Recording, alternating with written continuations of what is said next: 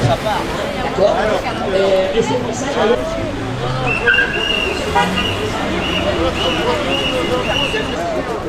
C'est un clin d'œil à Alexis Poulain. La souveraineté vallée de l'Europe. Il doit faire respecter les traités. Il y en a 2 ou 3 qu'il a oubliés. Il déteste la France. C'est le lâche-cul des Américains et le petit cap posé de l'OTAN. Il n'est en rien le président. Je le destitue car lui... Et là, ils me disent ceci, c'est ça. Moi, je sais vos crimes, mes amis, vos corruptions. Et les assemblées, le Sénat, ces institutions farcies de mangeurs de soupe. Alors moi, je propose aux Russes et aux Ukrainiens de cesser leur chef des États et qu'ils se soulèvent et qu'ils s'unissent et qu'ils fassent la commune de Paris. Égalité, fraternité, liberté. Ils n'ont jamais fait ça. Et au lieu de se battre entre peuples pour être des capitalistes, ça ne sert à rien. Parce qu'ils n'ont jamais eu de vraie égalité, fraternité, liberté. Et leurs chefs ont volé tout du peuple pour donner tout à leurs copains. Voilà, courage, ils nous aiment. Les Français doivent venir à Paris et rester à Paris jusqu'à ce qu'on chasse les financiers nazis. Parce que comme ça, on sera sauvé de tout ce qui se passe maintenant. Aux Russes, l'Iran est soutien de la Russie. Donc comme par hasard...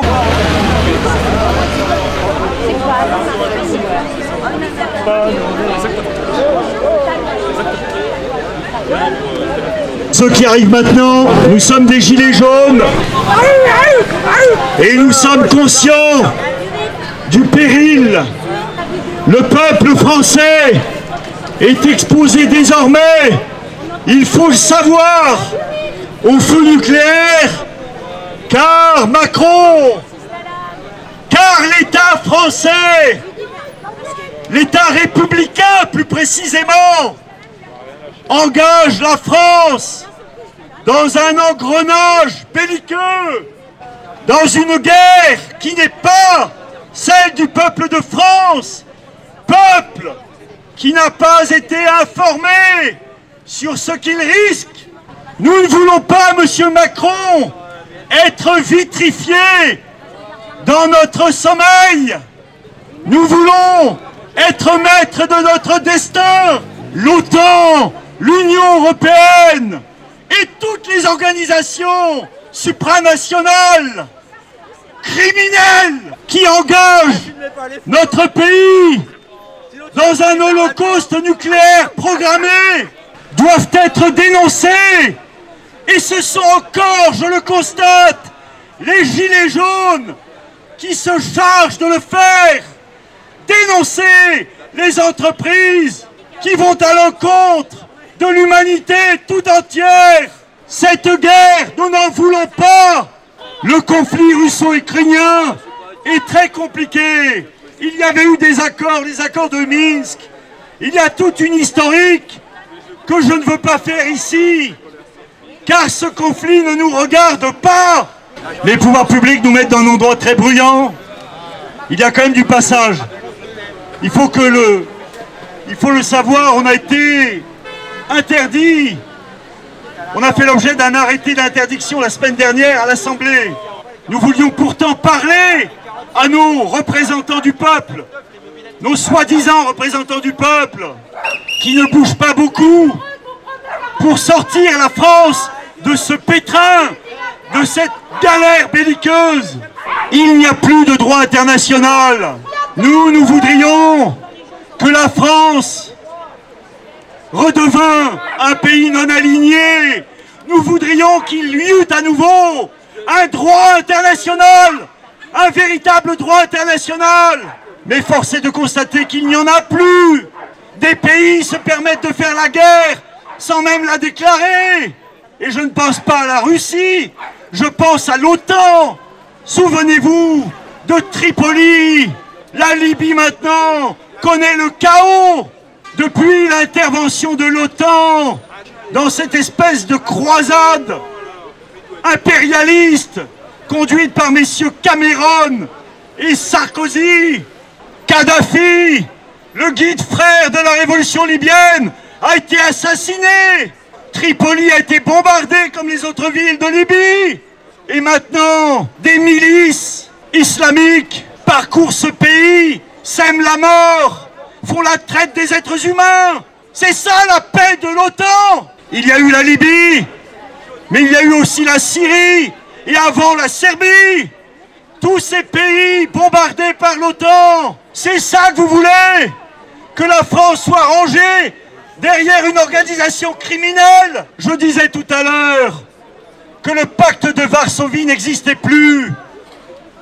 Gorbatchev avait démantelé l'URSS et le pacte de Varsovie avait été supprimé. Et l'OTAN devait suivre la même trace. Pourquoi y a-t-il encore l'OTAN? Qui est derrière cette organisation criminelle?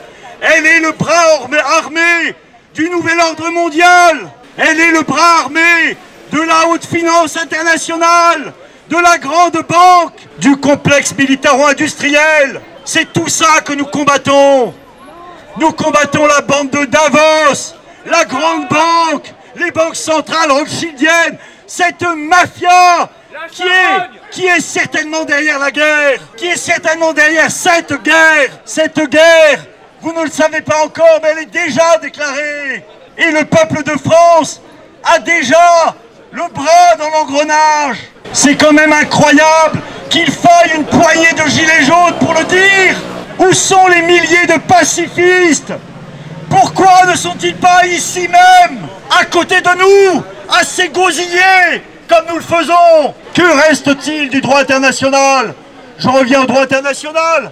Le droit des peuples à disposer d'eux-mêmes. Pour commencer, il faut arrêter les agissements de M. Macron et de sa clique, inféodée au nouvel ordre mondial, à l'Union européenne, à l'OTAN, et tout ce qu'il y a derrière, que j'énonçais tout à l'heure. Et puis, il y a cette politique de restriction insupportable, prétextée par la guerre, les hausses de factures énergétiques.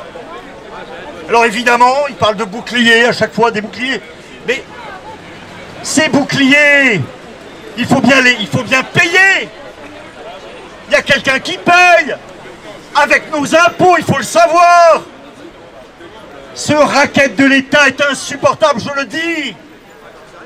Nous étions en bas de la tour EDF pour dénoncer toutes ces sociétés parasites qui volent l'électricité de la France. Un quart de la production d'EDF échoit à des entreprises parasites qui achètent l'électricité à bas prix pour la revendre plein pot par la suite. Il faut dénoncer ces escrocs. J'appelle les gilets jaunes à descendre dans la rue maintenant sur la question de la guerre. Gilets jaunes de toutes couleurs politiques. Il n'y a plus de gauche et de droite.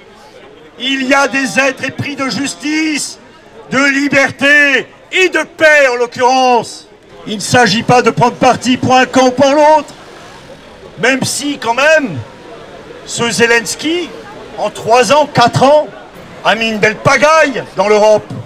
Sans faire de jeu de mots, Zelensky touche vers la guerre.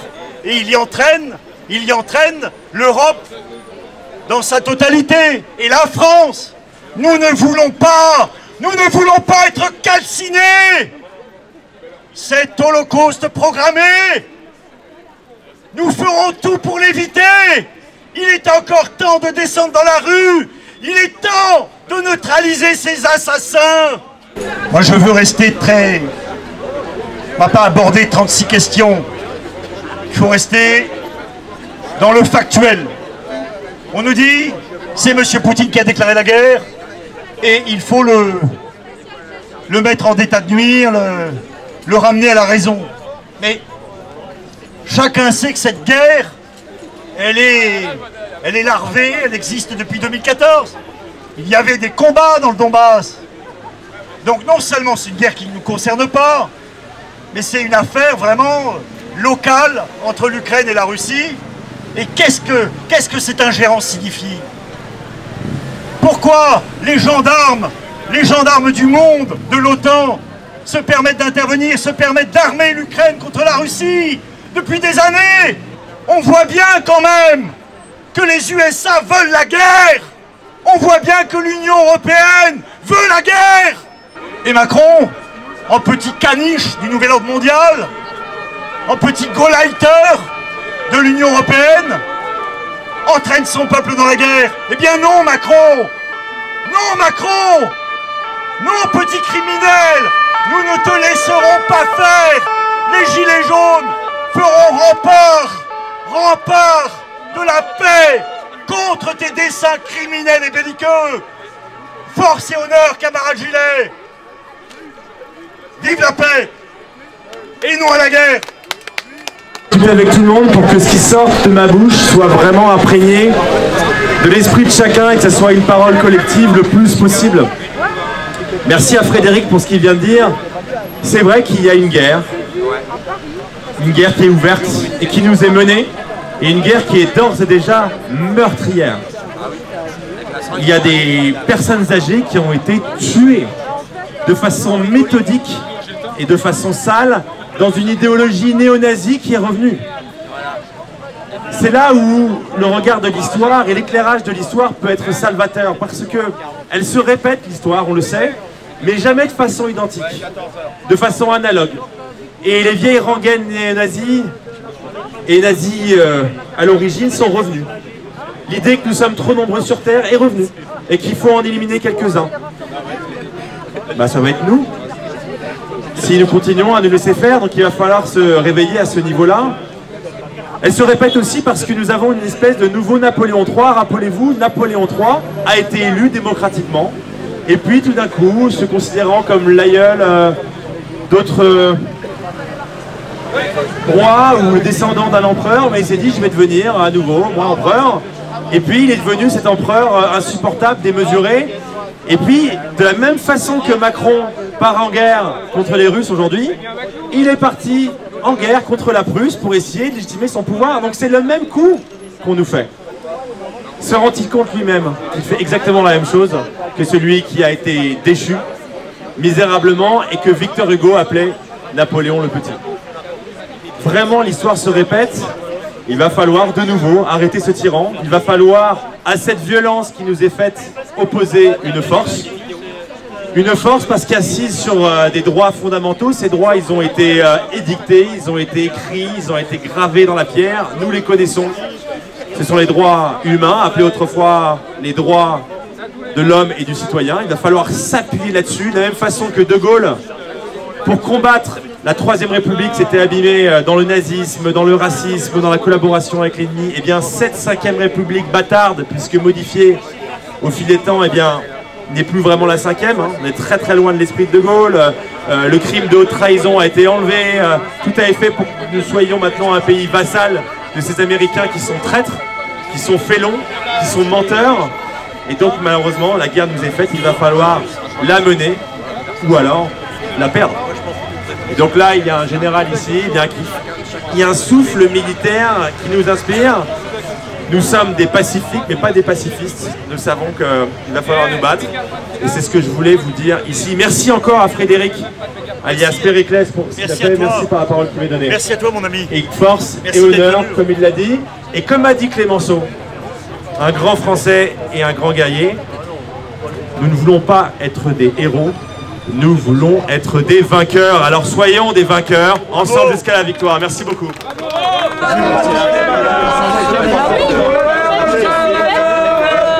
Le meilleur, même si Macron ne veut pas, nous on est là.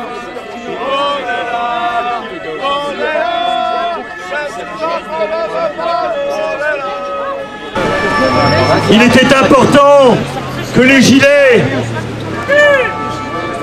descendissent dans la rue pour dénoncer l'engrenage de guerre dans lequel la Macronie nous place. Alors non à la guerre, certes, mais oui à la guerre contre l'oligarchie. Ouais. Oui à la guerre contre la Macronie. Oui. Il faut absolument bouger les Français, leur faire comprendre que l'OTAN, que l'inféodation de l'État républicain au nouvel ordre mondial place notre peuple en situation d'holocauste programmé, en situation de vitrification. Et cela, nous ne pouvons le supporter. Les organisations criminelles comme l'OTAN et toutes les officines supranationales, il faut les mettre à bas. Merci d'être venu, camarade Gillet. Le monde déteste Non à la guerre. Non à la guerre. Non à la politique de restriction. On est là. On est là. À demain. À demain. À demain, 14h. Protégez Martinez. Et en noir, si possible. Il y a un temps pour le jaune et un temps pour le noir, vous le savez, gilets jaunes. Merci, disais-je, à tous d'être venus. Gilets jaunes, de gauche, de droite. On s'en fiche dorénavant. Le peuple de France joue sa peau. Mort au rampant. Nous avons combattu pour la démocratie directe. Nous avons combattu contre la tyrannie à visage sanitaire. Et aujourd'hui, contre la guerre.